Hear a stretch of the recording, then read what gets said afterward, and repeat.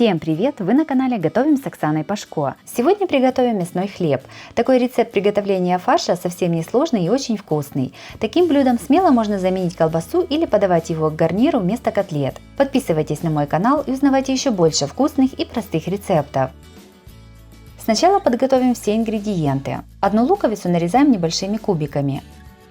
Одну морковь трем на крупной терке. 100 грамм сыра тоже трем на крупной терке. 1 столовую ложку томатной пасты разводим водой до более жидкого состояния. Примерно понадобится 5 столовых ложек воды. 2 яйца разделяем на желток и белок. Желтки нам не понадобятся. Яичные белки немного взбиваем вилкой, чтобы они стали более однородные. В миску кладем 800 грамм фарша.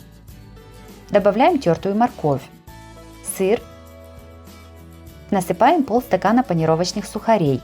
Добавляем нарезанный лук, немного взбитые белки и разведенную томатную пасту. Все солим примерно столовой ложкой соли без горки. И перчим по вкусу.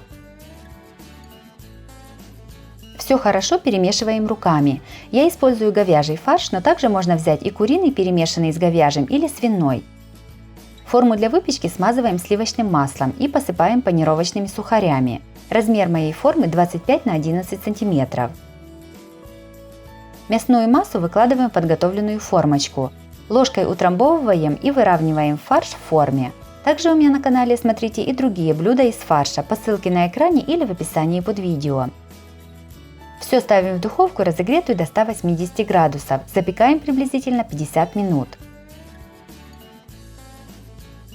Запеченный горячий хлебец достаем из духовки и даем ему полностью остыть. Остывший хлебец нарезаем порционными кусками. Мясной хлебец получился очень вкусным и сытным. Готовить его легко, так что с приготовлением справится даже начинающий кулинар. Такой хлебец отлично подходит для бутерброда вместо колбасы. Если вам понравился рецепт такого мясного блюда, то обязательно ставьте лайк. Подписывайтесь на мой канал, чтобы не пропустить новые видео, они выходят каждый день. С вами была Оксана Пашко. Готовьте вкусно, готовьте с удовольствием.